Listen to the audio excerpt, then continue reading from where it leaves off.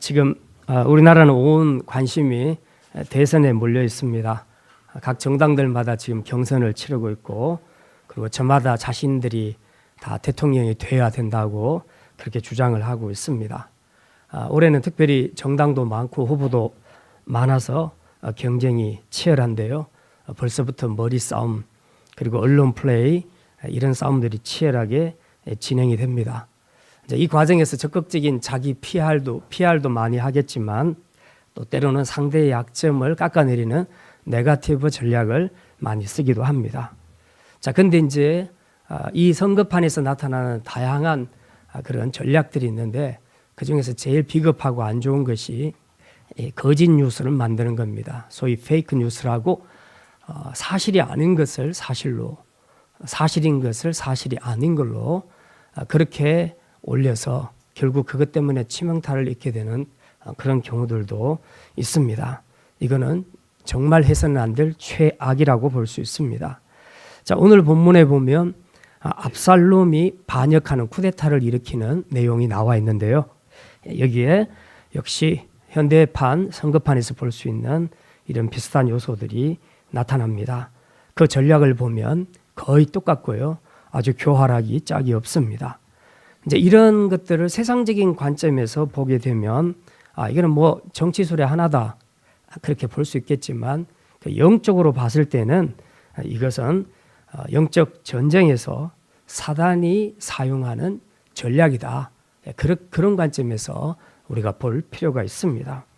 그래서 오늘은 이 압살롬의 반역과 거기에 나타나는 사단의 전략에 대해서 함께 말씀을 생각하고자 합니다. 첫 번째입니다. 사단은 상처받은 압살롬의 분노를 이용했습니다. 한번 따라합시다. 상처받은 압살롬의 분노를 이용했습니다. 사람이 사람을 반역할 때, 배신할 때는 여러 가지 이유가 있지만 대개 두 가지로 요약이 됩니다. 하나는 그 사람에게 버림받았을 때, 상처받았을 때고, 또 하나는 그런 것이 없어도 자기 안에 이 사람을 배신함으로 얻게 되는 것이 더 클 때에 그것 때문에 배신하는 그런 경우가 있습니다. 이 두 가지가 거의 대부분인데 오늘 본문에 나오는 압살롬에게는 이 두 가지가 다 있었습니다. 이제 먼저 첫 번째 요소를 생각해 볼 겁니다. 압살롬이 버림받았기 때문에 이렇게 반역을 하게 됐다. 이제 이 스토리를 우리가 좀 알 필요가 있는데요. 사건의 발단은 배다른 형 그 암논이 그 압살롬의 여동생 다말이라는 여동생이 있는데 그 여동생을 성폭행한 데서 시작됩니다. 다윗에게는 아내들이 많이 있었습니다. 몇 사람의 아내들이 있었는데 그러다 보니까 거기서 나오는 배다른 자식들도 되게 많았습니다. 아직 다윗이 늙어 죽을 때가 아니기 때문에 정치는 하고 있었지만 이제 머지않아 후계자를 지명을 해야 되는 상황인데 아직 그런 단계는 아닙니다. 그런데 그 배다른 형제들을 서열이 있는데 보면은 그 중에서 제 1번 서열이 암논이라는 사람입니다. 암논. 그리고 3번 서열이 이제 오늘 우리가 보게 될 압살롬이라는 사람입니다. 서열과 관계없이 이 두 사람 사이에 지금 굉장히 큰 불행한 사건이 하나 생겼습니다. 자, 서열 1인 암논이 공교롭게도 자기 이복 누이인 다말을 굉장히 좋아했습니다. 사랑하고 연모했습니다. 상사병에 걸려서 그 사경을 헤매고 있는 그런 상황이었는데 이제 이걸 보다 못한 친구가 이제 꾀를 내서 두 사람을 만나게 해줍니다.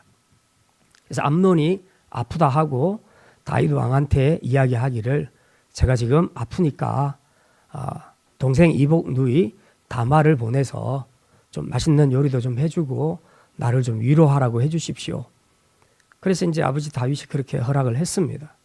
이제 다말이 가서 거기서 음식도 해주고 위로도 했는데 이제 그때 모든 사람들을 다 물리고 다말과 이 암논 두 사람이 함께 있게 됩니다. 이 상황에서 암논이 다말에게 잠자리를 요청하지요.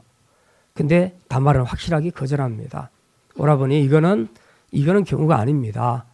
지금 우리가 배가 다르기는 해도 분명히 당신은 내 오빠입니다. 이럴 수가 없습니다. 그리고 정 원한다면 아버지한테 허락을 받으십시오. 아버지가 그 마음을 알면 허락을 해 주실 것입니다. 이제 그렇게 이야기를 합니다. 그런데도 불구하고 끝까지 말을 듣지 않고 힘으로 압제해서 결국은 성폭행을 하게 됩니다. 자, 이제 문제는 그 다음입니다.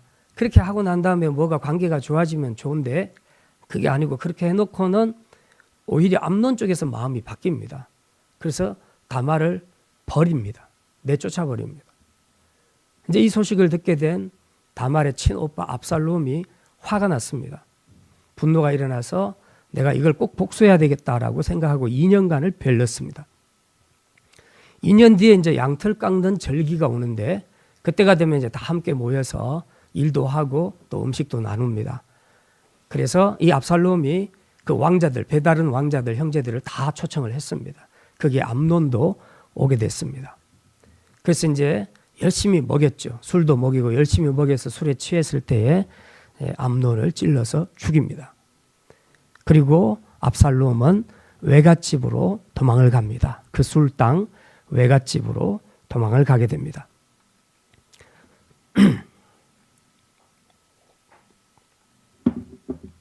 이 일 때문에 아버지 다윗의 마음이 굉장히 아팠습니다. 자, 벌써 큰아들 잃었죠. 셋째 아들은 살인자가 돼서 지금 고향을 떠나서 남의 나라로 가 있죠. 그래서 이 슬픔으로 눈물의 3년을 보내게 됩니다. 그러는 동안에 시간이 지나면서 시간이 약이라 이제 암논의 죽음에 대해서는 상당히 많이 치유가 됐습니다. 점점 잊혀져 갔다는 겁니다. 근데 저 살아있는 아들 압살롬은 내가 다시 봐야 되지 않겠냐.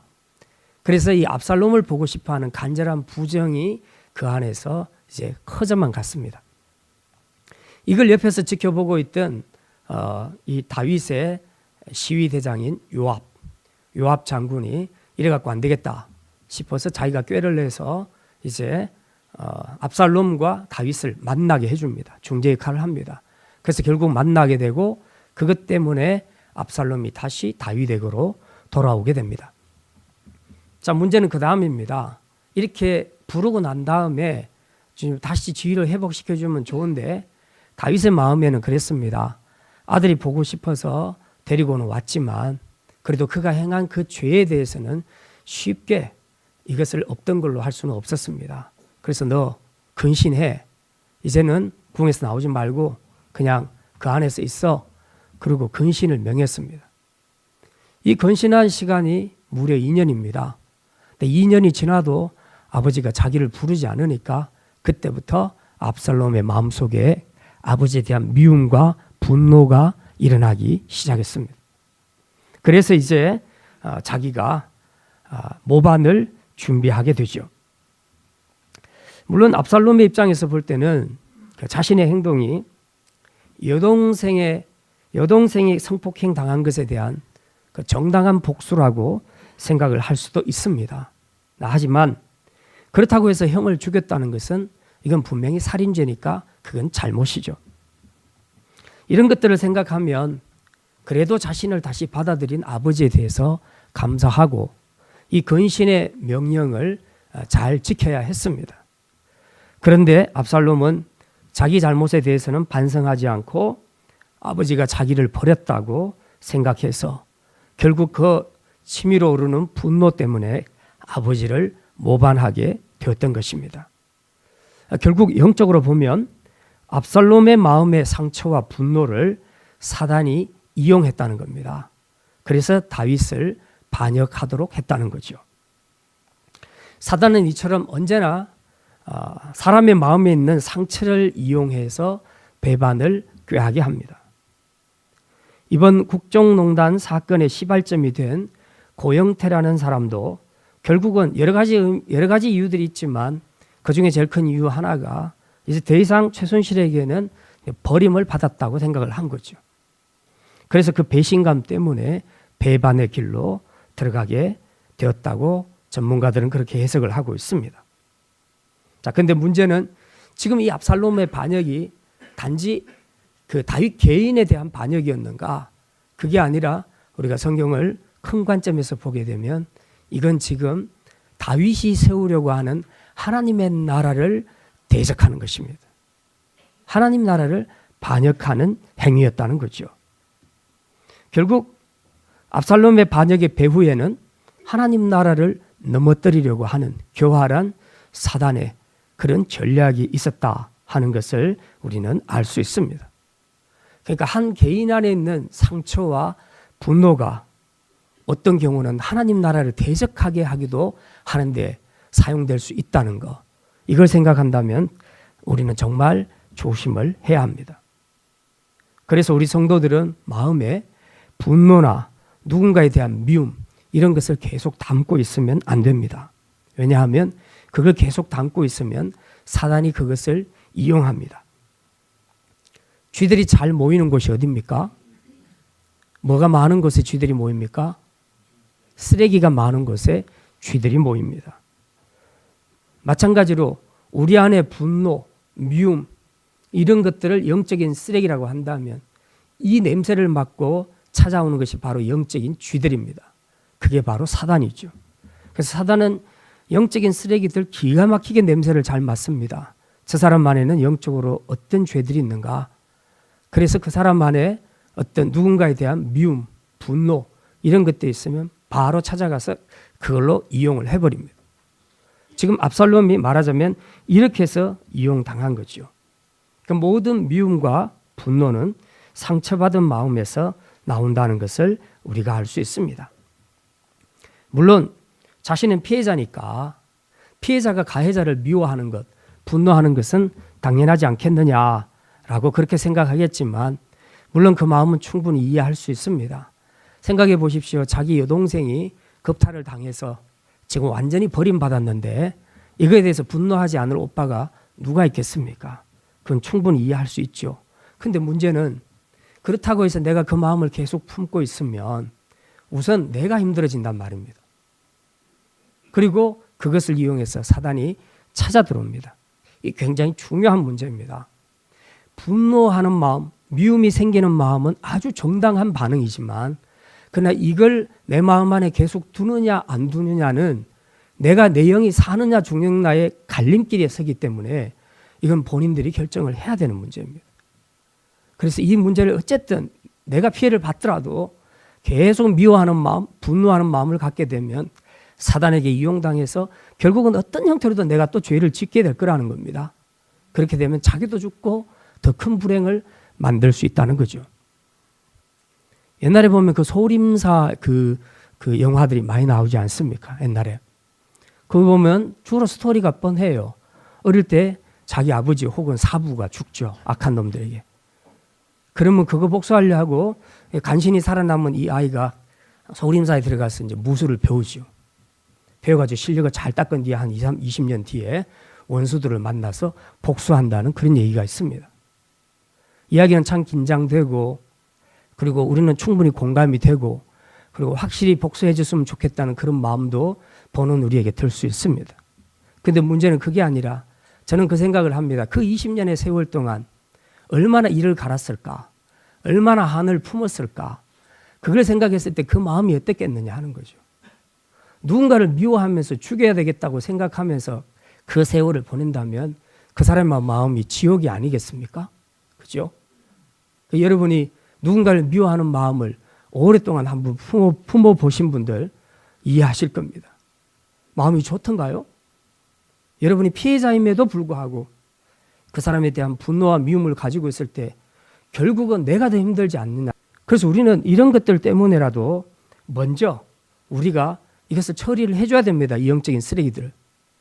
이 영적인 쓰레기들을 내 안에서 처리하지 않으면 사단이 와서 이제 그걸 먹이려 해서 계속 우리를 공격하게 된다는 거죠.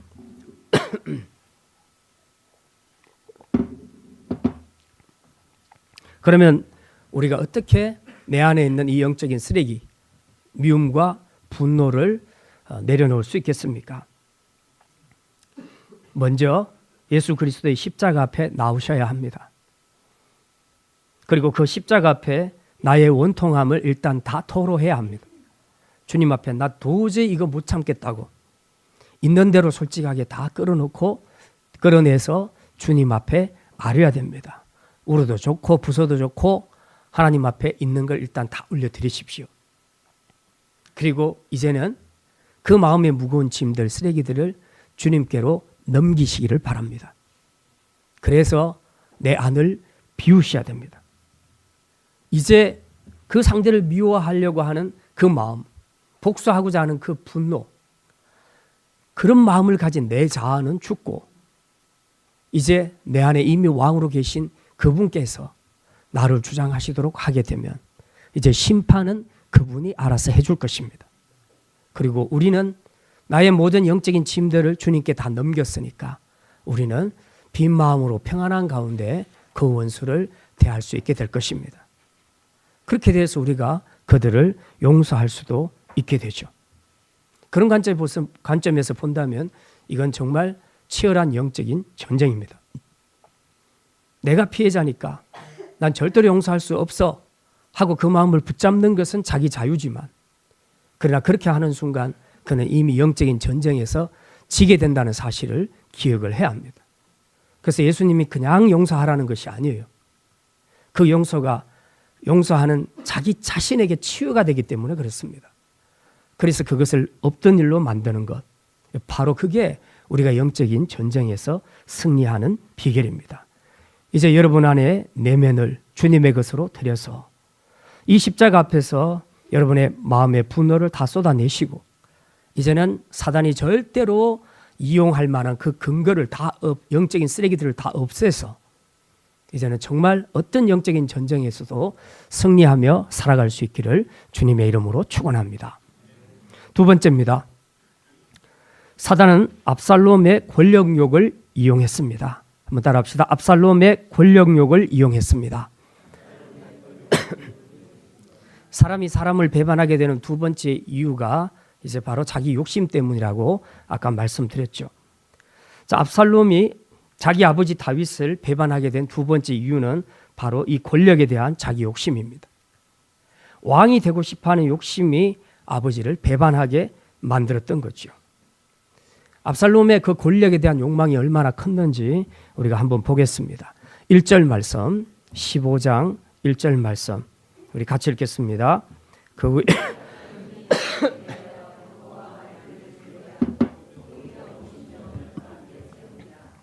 예, 여기 보면 압살롬은 몇 년에 걸쳐서 이 병거와 말들과 호위병 50명을 준비하고 있었습니다.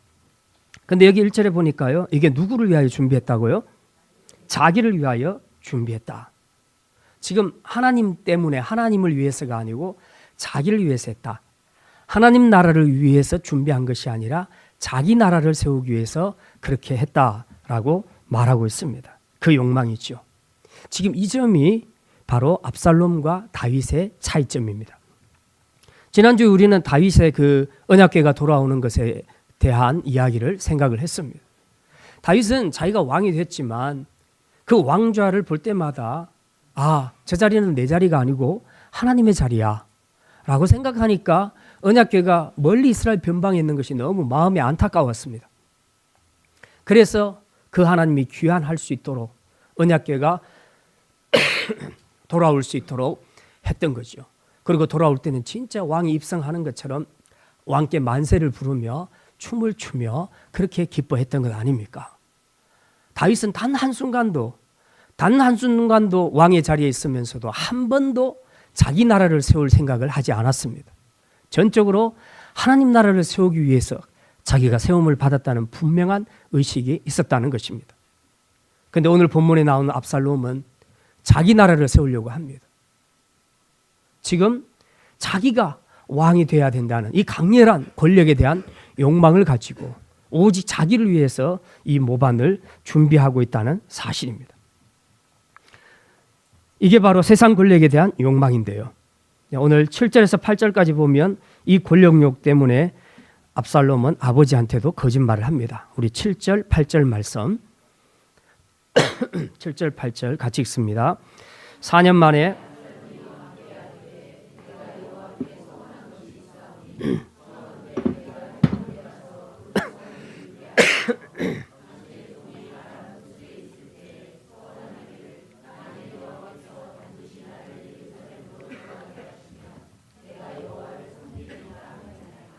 아멘.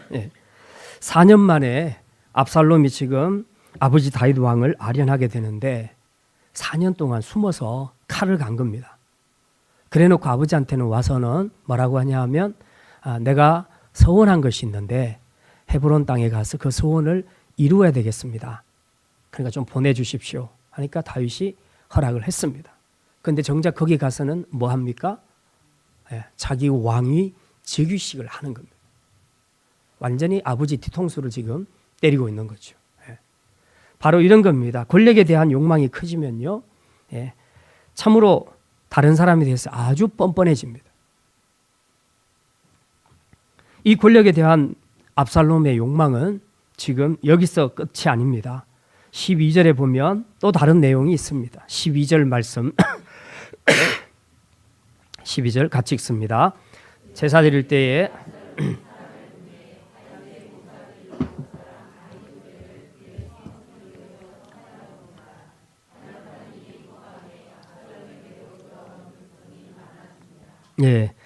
이제는 권력을 장악하기 위해서 압살롬은 무슨 짓을 하냐 하면 자기 아버지의 사람, 즉 다윗 왕의 브레인 모사, 참모진이었던 아히도벨을 자기 편으로 끌어들입니다.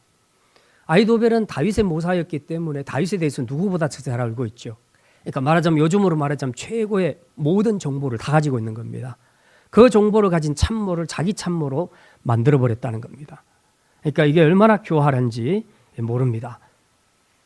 자, 이렇게 해서 이제 다윗은 스스로가 자기 입지를 압살롬은 스스로가 자기 입지를 이렇게 해서 구축합니다. 아주 뻔뻔하게 다윗의 모사를 자기의 모사로 세움으로 인해서 정말 유용하게 쓸 수 있는 그런 카드로 활용하고 있는 것을 우리가 보게 됩니다. 요즘도 정치인들 중에서는 철새들도 많고 배반자들도 많습니다만 이렇게 상대방의 브레인을 꼬셔서 자기 편으로 삼는 시도는 이건 보통 뻔뻔하지 않고서는 할 수 없는 일입니다. 아주 무서운 전략이죠. 인간이 이렇게 될 수 있는 것은 바로 과도한 권력에 대한 욕망 때문에 그렇습니다. 그래서 동서고금을 막론하고 일단 왕위 쟁탈전이 벌어지기 시작하면 가족도 혈육도 인정도 사정도 윤리도 없이 그렇게 피비린내 나는 전쟁이 벌어지게 되는 것입니다. 사단은 이렇듯 압살롬의 권력을 이용해서 그로 하여금 하나님 나라를 반역하도록 부추겼던 것입니다. 우리도 마찬가지입니다. 누구든지 이 권력에 대한 욕망뿐만 아니라 어떤 욕망에 지나치게 사로잡히게 되면 반드시 그 마음을 사단이 이용을 합니다. 그래서 결국은 그 욕망 때문에 배신의 길로 그리고 결과적으로는 파멸의 길로 가게 되는 것을 우리는 많이 보게 됩니다. 참 안타까운 것이 초등학교에서 반장 선거하는 것부터 시작해서 아파트 반장, 통장 세우는 거, 또 아파트 대표 세우는 거, 부녀자 회장 세우는 거 이런 거에 이르기까지 정말 권력 투쟁이 치열하다는 것을 우리가 많이 보게 됩니다. 자, 세 번째 말씀입니다. 사단은 압살롬에게 감언 이설로 백성들의 마음을 훔치도록 했습니다. 한번 따라합시다. 감언 이설로 백성들의 마음을 훔치도록 했습니다. 사단이 즐겨 사용하는 무기 중에 하나가 감언 이설입니다. 사람의 마음을 사기 위해서 쓰는 계략 중에 이 감언 이설보다 더 효과적인 것이 없다고 하죠. 사실 정치하는 사람들에게 있어서 제일 중요한 것은 민심입니다. 민심을 거스르면 절대로 안정적인 정치를 할 수가 없다는 것을 우리가 최근의 상황들을 보면서 우리는 뼈저리게 통감하고 있습니다. 그래서 선거 때만 되면 대선 후보들이 이 민심을 얻기 위해서 엄청나게 노력을 하지요. 자, 오늘 본문에도 보면 이 민심을 잡기 위한 압살롬의 극단적인 술수가 행해지고 있는 것을 우리가 보게 됩니다. 이미 반역하기로 결정한 압살롬의 마음에는 이제 내가 할 일은 한 가지밖에 없다. 그게 뭐냐? 내 아버지에게로 향해 있는 이스라엘의 민심을 나에게로 뺏어와야 되겠다. 내게로 돌이켜야 되겠다. 아무리 자기가 모든 것을 세팅하고 왕좌를 빼앗아도 백성들이 지지 안 해주면 그거는 안 되는 거거든요. 그래서 일단 백성들의 마음을 돌이키게 하자. 그러면 어떻게 하면 좋겠는가? 내가 다윗보다는 훨씬 자기 아버지 다윗보다는 훨씬 더 뭔가가 낫다는 것을 보여줘야 된다는 겁니다. 그럼 어떻게 보여줄 것인가? 이제 오늘 본문에 보니까 세 가지 계략들이 나옵니다. 이제 그 중에 보면 대표적인 것이 자기 이미지 홍보, 요즘 말로 하면 자기 이미지 홍보, 그리고 또 하나는 상대방 깎아내리기. 예. 이제 이런 전략들이 나오는데요. 2절부터 우리 4절까지 어떻게 전략을 쓰고 있는가 우리 같이 한번 보겠습니다. 2절부터 4절까지입니다. 같이 읽습니다. 압살롬이 일찍이 일어나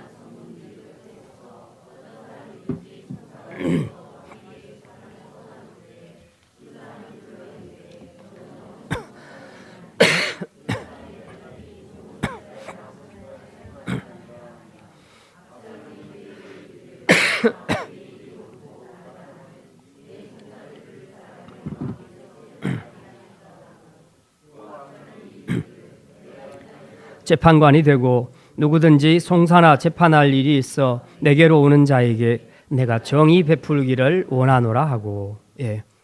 혹시 전략이 보이십니까? 읽는 동안에 글자만 보이십니까?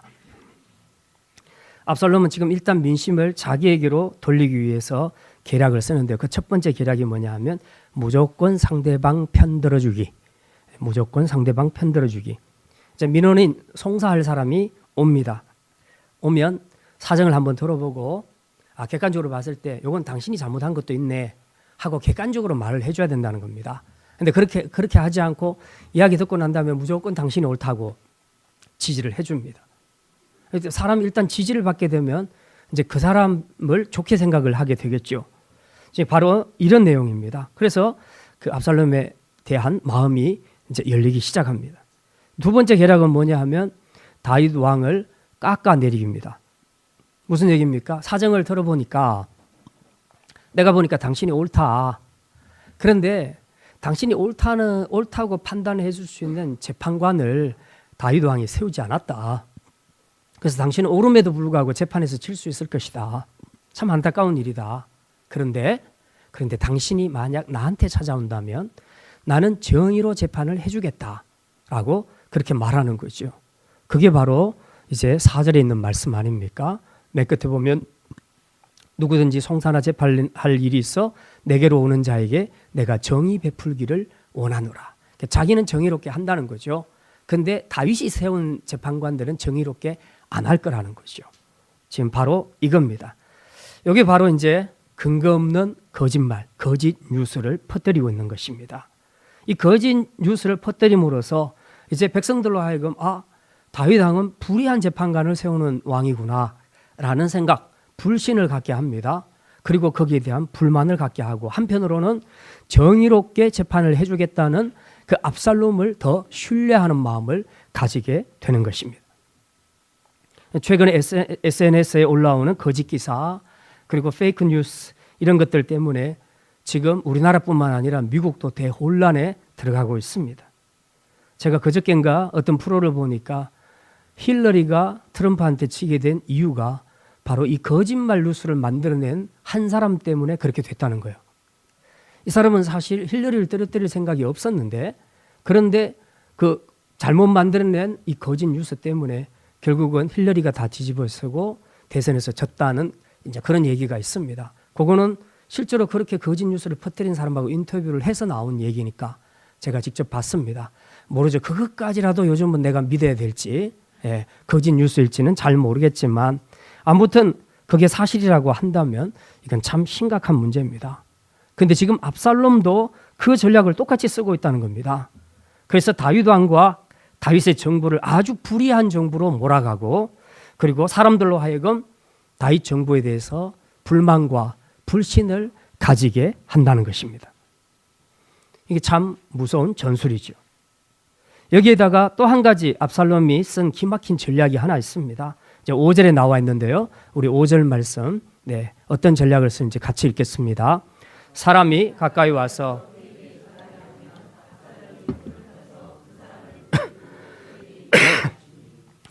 이걸 한마디로 거짓 친절이라고 말합니다. 압살롬은 지금 신분이 왕자 아닙니까? 그죠? 그러니까 왕자인지 다 아니까 나가면 사람들이 당연히 왕자에 대한 예우로 절을 하려고 할 겁니다. 그때 그 절을 받는 것이 아니라 재빨리 가서 자기가 먼저 그 사람의 손을 잡습니다. 잡고 자기가 인사를 하고 껴안고 입을 맞추고 최대한의 호의적인 인사를 했다는 것입니다. 자, 그러니까 이 백성들 입장에서는 신분 높은 왕자가, 지금 절을 받아야 될 왕자가 자기에게 와서 자기가 먼저 손을 내밀고 그렇게 겸손하게 또 부드럽게 안아주고 그렇게 입맞춤 해주니까 세상에 이런 왕자가 있냐, 진짜 겸손하구나, 이 사람은 진짜 왕의 자질이 있구나 라는 생각을 하게 됐다는 거죠. 요즘도 선거 유세철만 되면 후보들이 재래시장에 나타나서 이것저것 물건도 사고 안 먹던 뭐 호떡도 오뎅도 막 사 먹고 이제 그러잖아요. 예. 그렇게 친서민 행보를 하지만 그게 사실은 다 보이기 위한 행사라는 것을 이제는 국민들이 다 알고 있습니다. 그래서 그들이 아무리 겸손한 척해도 국민들은 속지는 않습니다. 그러나 압살롬 때는 이런 선거도 이런 선거 유세도 없던 때였고 선거도 필요 없었습니다. 그냥 평상시예요. 평상시에 어느 날부터 이 압살롬이 나와서 사람들을 따뜻하게 맞이해주고 인사도 하고 안아주고 입맞춰주니까 백성들의 마음이 어떻겠어요? 감동받을 수밖에 없지요. 예. 그래서 결론적으로는 압살롬이 사용했던 이 세 가지 전략이 굉장히 큰 효과를 거두게 됩니다. 어떤 효과를 거둡니까? 6절 한번 보겠습니다.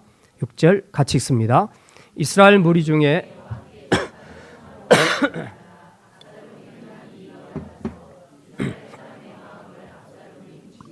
예, 결국은 뭡니까? 결론은 압살롬의 감언 이설과 이 거짓 친절 앞에 백성들의 마음이 전부 압살롬에게로 다 넘어오게 되었다는 거죠. 말하자면 압살롬이 이스라엘 백성들의 마음을 다윗 왕에게서 훔쳐낸 것입니다. 그러니까 오늘 본문에도 이 사무엘서 기자는 6절 끝부분에 압살롬이 이스라엘 사람의 마음을 훔쳤다고 그렇게 기록을 하고 있습니다. 훔쳤다. 훔쳤다는 용어는 굉장히 나쁜 용어죠. 도둑질했다는 얘기입니다. 남의 것을 자기 것으로 취하는 것을 우리는 도둑질이라고 그렇게 말하죠. 자, 이게 바로 사단이 사용하는 전략입니다. 그런데 이런 현상은 비단 정치권에서만이 아니라 우리 신앙생활에서도 종종 나타납니다. 제일 이런 것이 두드러지게 나타나는 것이 바로 요즘 기승을 부리고 있는 이단들이 사용하는 전략입니다. 이단들은 교회에 침입해서 교인들하고 사이좋게 지냅니다. 자기 집에 불러서 밥도 먹이고 그리고 커피도 사주고 그렇게 해서 호의를 베풉니다. 최대한의 친절을 통해서 일단 관계를 형성시키고 그 다음부터 관계가 확실해졌다고 생각하면 그때부터 구역 모임에서 말씀을 나눌 때 한 개씩 불만을 이야기합니다. 우리 교회는 이게 문제야. 우리 교회는 저게 문제야. 오늘 목사님 설교는 이게 문제야. 우리 목사님은 사랑이 없어. 멋이 없어. 그래서 계속해서 한두 개씩 계속 불만을 퍼뜨립니다. 근데 사람이란 게 이게 자기는 그렇게 생각 안 해도 한 사람이 계속 그걸 반복해서 그냥 한 몇 개월 동안 계속 이야기하게 되면 자기도 모르게 이게 동화가 돼버리는 거예요. 그래서 그런가? 저는 그렇게 안 봤는데 그러고 보니까 목사님이 사랑이 없는 것 같네. 이제 뭐 이렇게 보이는 거죠. 근데 이게 결국 사단이 쓰는 전략이라는 것입니다. 자, 이렇게 해서 이제 이 불만이 이제 나오게 해놓고 목사님이나 혹은 교회에 대한 불신감을 가지게 해놓고는 이제 본격적으로 자기가 하려고 하는 그런 일들을 진행을 하는 것입니다. 그 대부분 혹시 여러분 중에 간접적으로라도 혹은 직접적으로라도 이단하고 한번 만나서 이야기해보거나 이야기를 들어보신 분 중에 대부분 머릿속에 친절하더라는 거죠. 맞죠? 예. 그리고 그네들의 삶이 참 깨끗하더라는 거죠. 맞죠? 예. 그 사람들이 악하면 볼 것도 없이 그냥 끊어버리겠는데 생각했던 것보다 이단은 무슨 뭐 머리에 도깨비처럼 뿔이 2개 나고 막 이렇게 이상한 드라큘라처럼 이빨 해가지고 막 우리 잡아먹을처럼 인격이 그런 줄 알았는데 보니까 너무 착하고 신실하고 사람들이 너무 좋은 거예요. 그러니까 그걸 보니까 자꾸만 저게 진리가 아닐까 하는 이제 그런 생각을 가지게 된다는 거죠. 그래서 우리가 이 사단이 쓰는 전략들 진짜 조심해야 됩니다. 거짓 친절, 이런 것들을 우리가 조심해야 됩니다. 이게 안 되면 결국은 이제 사단이 교회를 무너뜨리게 되고, 그래서 사실 지금 인천의 어떤 교회는요, 수천 명, 한 교회에 5천 명 나오는 교회가 3천 명이 빠져나갔다고 합니다. 이게 정말 치명적인 일이에요. 우리가 정말 정신 차리지 않으면 사단에게 마음을 빼앗기기가 너무 쉬운 환경 속에 우리가 살아가고 있습니다. 물론 교회나 또 교회 지도자들도 반성할 것은 반성해서 이런 여지를 주지 않아야 되겠죠. 왜 우리가 이단들보다 더 친절하지 못합니까? 왜 우리가 그들보다 더 신실하지 못하고 그리고 더 믿음으로 사는 모습을 보여주지 못합니까? 이거 분명히 문제거든요. 우리 안에서 별로 본받을 만한 것이 없을 때에 다른 사람들의 그런 선한 모습을 보면 자꾸 마음이 끌릴 수밖에 없지 않겠습니까? 근데 우리 안에 이런 성경적인 확실한 토대만 정해져 있어도 이런 행동만 갖고 판단하지는 않을 것인데, 그런데 성경에 대해서 잘 모르니 분별력이 없으니 그냥 친절하고 사랑을 베풀고 그러면 그 사람 따라 가기가 쉬운 거죠. 그래서 우리는 이 사단이 사용하는 이 거짓 세력, 거짓 처세에 대해서 넘어가는 일이 없도록 언제나 진리의 말씀에 굳게 서서 어둠의 세력, 거짓 세력들을 분별해 낼 수 있어야 하는 것입니다. 이제 말씀을 마칩니다. 압살롬의 반역은 영적으로 보면 완전히 사단에게 이용당한 것이었습니다.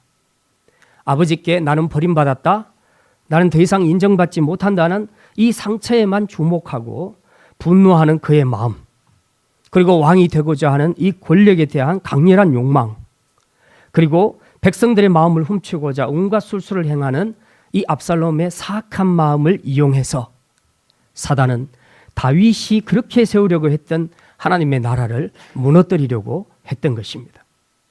하지만 결과는 실패였습니다. 압살롬의 모반은 실패로 돌아가고 압살롬은 그 멋진 머리카락 때문에 나무에 걸려서 결국은 요압의 군사들에게 처참하게 죽게 됩니다. 사단에게 이용만 당하고 자신은 비참하게 종말을 맞게 되지요. 이게 영적인 전쟁에서 사단에게 이용된 사람의 결말입니다. 하나님 나라는 절대 무너지지 않습니다. 어떤 사단의 계략에도 무너지지 않을 것입니다. 승리는 우리의 것이고 보장된 것입니다. 그러나 이 승리가 보장되었다 하더라도 복음에 군사된 우리 성도들은 정말 깨어서 주의해야 합니다. 내 안의 상처 때문에 일어나는 분노와 미움을 직시하시고 거기에 너무 매몰되지 마시고 십자가 앞에 다 내려놓고 주님께 맡기시기를 바랍니다. 그리고 우리 안에 있는 헛된 욕망, 권력에 대한 욕망도 버리고 오직 말씀과 기도로 거짓 세력들을 잘 분별하여 이제 그들에게 우리의 마음 빼앗기지 말고 끝까지 주님을 향한 우리의 마음을 잘 지켜내서 승리하는 십자가의 군병으로 살아갈 수 있기를 주님의 이름으로 축원합니다.